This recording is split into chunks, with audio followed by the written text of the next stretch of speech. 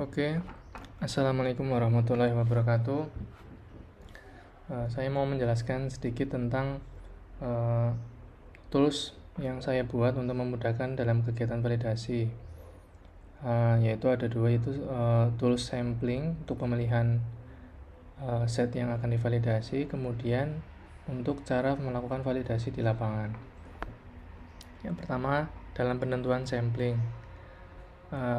Di sini saya sudah buka aplikasi samplingnya. Caranya adalah yang pertama adalah kita harus mengupdate SIM S yang ada di Excel ini agar datanya lebih akurat.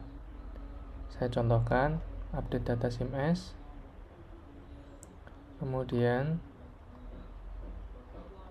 masukkan semester baru. Nah, ini saya gunakan data 1 Oktober.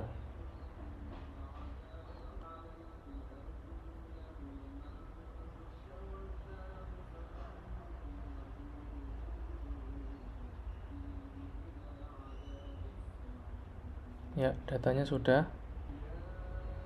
Nah, di sini untuk mengetahui mana yang sudah divalidasi dan belum. Sebelumnya saya sudah memasukkan data hasil validasi OnDesk dari tahun 2018 sampai 2019. Kemudian data dari validasi tahun 2020 saya masukkan ke dalam sheet ini, data validasi OnDesk. Paling tidak kita bisa mengetahui set-set mana yang telah dilakukan validasi sebelumnya. Sebagai contoh, untuk tim saya itu validasi untuk operator Telkomsel, maka kita cukup klik pilihan Telkomsel ini. Nah, otomatis akan memfilter operator Telkomsel. Kemudian di sini ada beberapa status. Yang pertama adalah cek SIM S set lawan. Jadi kita bisa mengetahui apakah set lawan yang dari data SIM S ini ada nggak sih di data SIM S kita gitu. Seperti ini, set jembatan Kelangon, set lawannya Muntilan. Ketika dicek tidak ada di SIM S, maka ini berarti kemungkinan ini set di Jawa Tengah, melihat dari kodenya MGL Magelang. Potensinya adalah ketika dicek kodenya itu ada berada di wilayah kerja Balmond, sedangkan ketika dicek di SIM S tidak ada SIM S, tidak ada di SIM S, berarti kemungkinan var-n-nya itu tidak memiliki izin. Jadi bisa jadi kita datangi set tersebut untuk melakukan validasi, untuk mengetahui apakah benar set tersebut memiliki izin atau tidak. Kemudian status satunya adalah status validasi. Ini akan mencocokkan dengan data hasil validasi OnDesk. Seperti ini, set Sendang Sono. Ini setelah dicek ternyata statusnya sudah dilakukan kegiatan validasi pada bulan September tahun 2018. Ya, dan ada beberapa ini. Ini sebelumnya karena terfilter di Kulon Progo, kita buka dulu filternya, clear. Oke, muncul semua wilayahnya. Coba kita lihat. Untuk melihat yang sudah divalidasi, cukup klik sudah validasi, maka terfilter yang semua sudah dilakukan validasi. Untuk memudahkan memilih set mana yang belum divalidasi, cukup klik belum validasi, maka otomatis memfilter yang belum validasi. Nah, di sini kita bisa targetkan. Ini sudah diurutkan, di sort berdasarkan koordinat. Jadi kemungkinan yang sudah difilter ini lokasinya hampir sama. Sebagai contoh, misal kita klik dulu Telkomsel, maaf.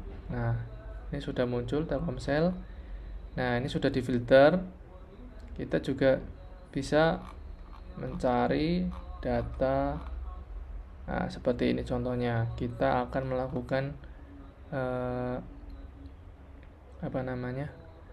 validasi di set Soko Gelap. Nah, sini sudah difilter berdasarkan koordinat. Jadi urut pastinya. Nah, dari ini kita kopikan, ini kita ambil datanya. Datanya yang diambil adalah cukup nama operator, application ID, set ID, dan nama setnya, set name. Kita kopikan, kita taruh di sheet yang lain.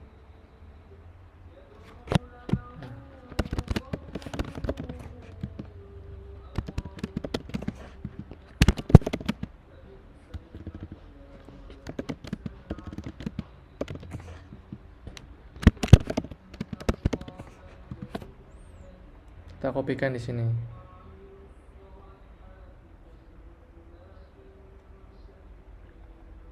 Oke. Ini untuk set yang pertama, kemudian untuk set yang kedua kita pilih sawen.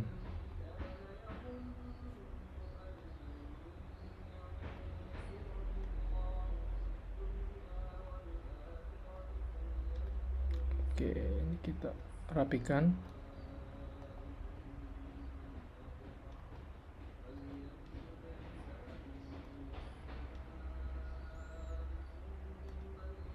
Oke, di sini kita udah punya dua target set yang akan didatangi. Yang pertama adalah Soko Gelap, ada 7 ISR, kemudian di Kesawen ada 3 set, ada 3 ISR. Nah, ini kita kelompokkan sebagai ini hari pertama melakukan validasi. Kemudian ini kita lakukan untuk target hari kedua validasi. Nah, setelah mendapatkan hasil sampling ini, kita buka file aplikasi validasi. Nah, ini aplikasinya. Ada beberapa kolom. Yang pertama di depan ini ada client name, application ID, set ID, station name. Ini yang didapat dari hasil sampling tadi. Data SIM akan terisi secara otomatis. Kemudian ada kolom hasil inspeksi yang nantinya kita lakukan pengisian setelah melakukan kegiatan validasi. Kemudian ini hasilnya auto validasi adalah membandingkan TX dari data CMS dengan data hasil validasi. Ada kolom TX, RX, bandwidth, kemudian perbedaan koordinat, perbedaan alamat, masa laku ISR, status, dan keterangan. Selanjutnya apabila kita geser lagi, ada data CMS yaitu berupa alamat dari ISR tersebut, merek perangkat, stasiun lawan, dan masa laku ISR. Kemudian ada bagian remark ini. Remark ini untuk mengisi apabila ada catatan temuan-temuan atau hal lain yang jadi hal penting dari petugas yang melakukan kegiatan validasi, sehingga nantinya remark ini akan masuk ke dalam kolom keterangan beserta status yang didapatkan dari hasil auto validasi. Oke, pertama-tama kita clearkan data input. Ya. Nah, bersih. Kemudian kita kopikan hasil sampling tadi. Nah, ini hari pertama kita validasi, kita mendatangi Soko Gelap. Kita kopikan. Masukkan ke dalam aplikasi validasi. Paste value.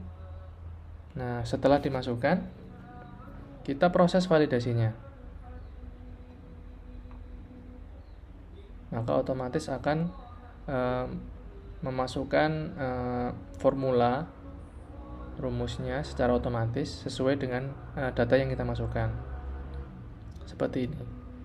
Otomatis data memanggil data CMS-nya adalah sekian. Untuk ISR application ID dengan set ID sekian, itu akan muncul datanya dari CMS. Nah, dari hasil auto validasi ini, karena kondisi hasil inspeksi tidak dimasukkan, maka keterangannya akan off air, karena apabila kita menemukan ada frekuensi yang tidak digunakan di lapangan, maka data TX, RX, bandwidth tidak dimasukkan dan otomatis statusnya menjadi off air.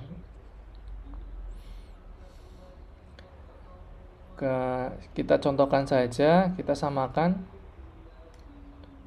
ininya, data lapangannya dengan CMS sebagai simulasi. Kita kopikan, copy,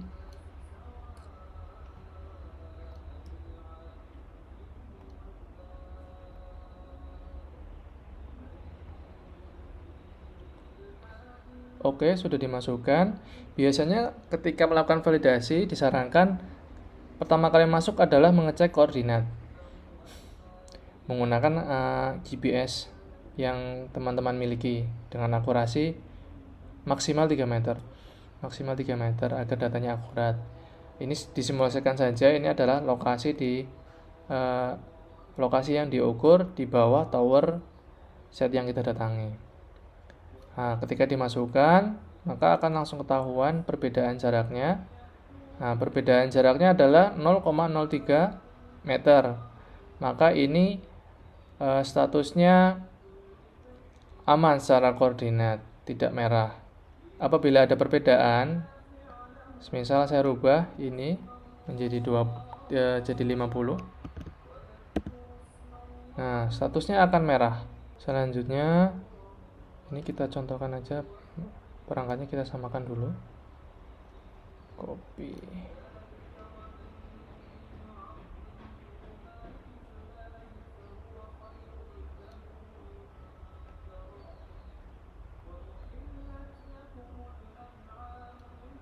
Selanjutnya pertama kita rubah dulu ini batas koordinat.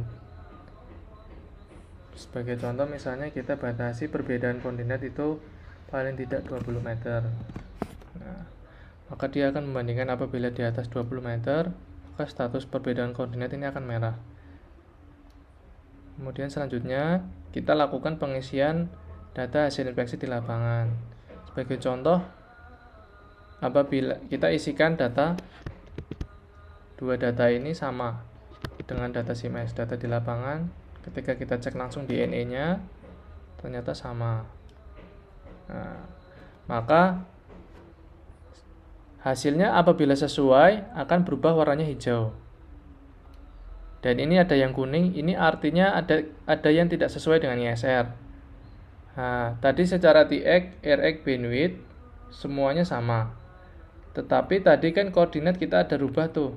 Nah, ada perbedaan 1000 meter ini. Maka statusnya akan berubah menjadi kuning. Dilihat di sini TX sesuai, RX sesuai, bandwidth sesuai.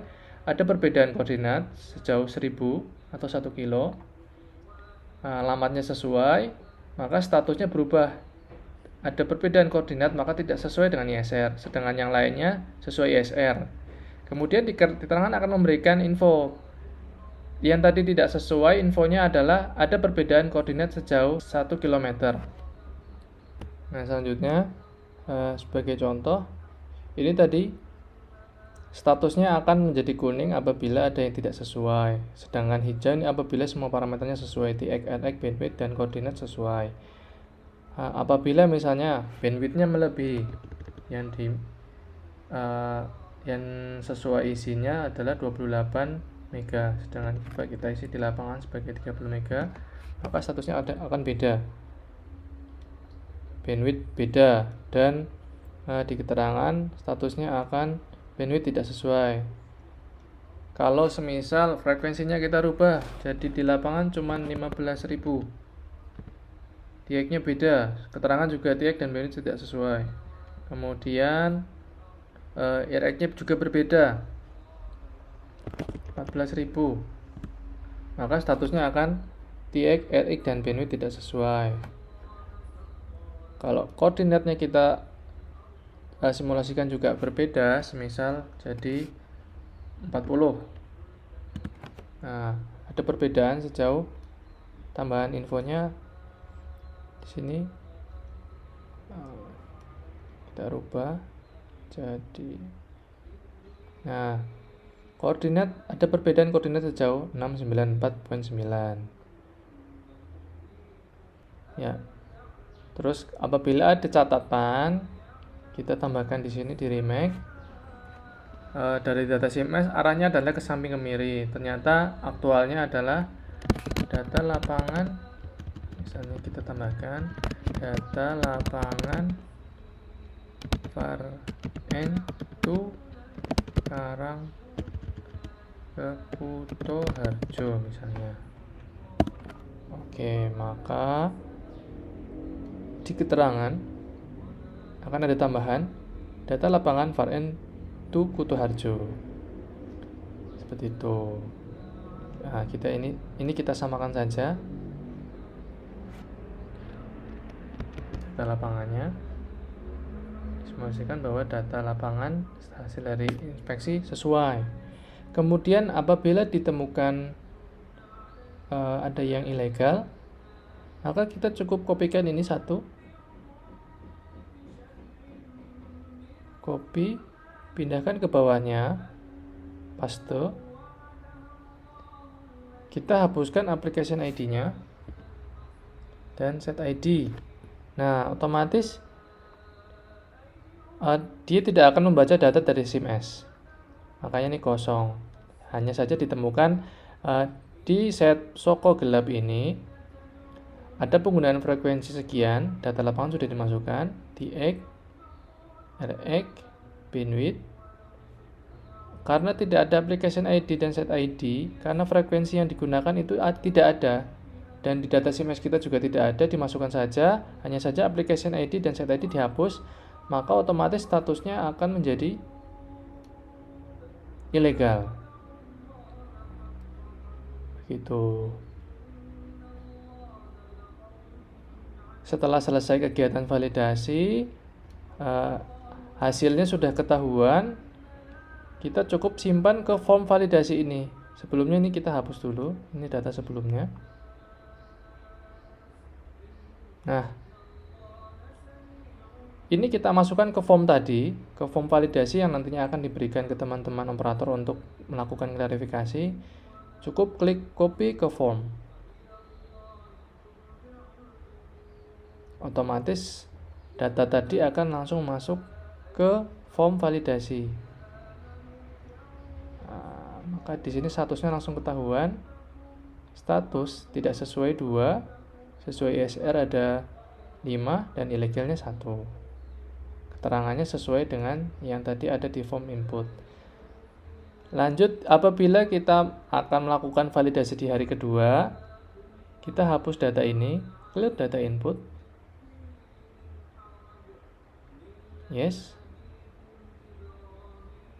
Kita masukkan tanggalnya berbeda, tanggal selanjutnya adalah tanggal 7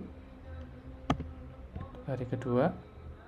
Kita kopikan hasil sampling tadi untuk target di hari kedua di set kesawen. Kita kopikan ke sini, paste. Proses validasi.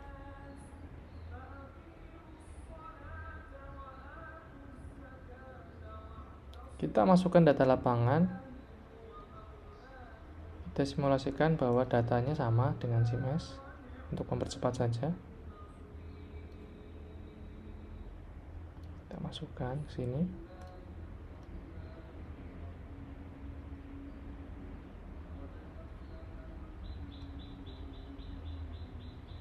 Kemudian merek perangkatnya kita samakan juga.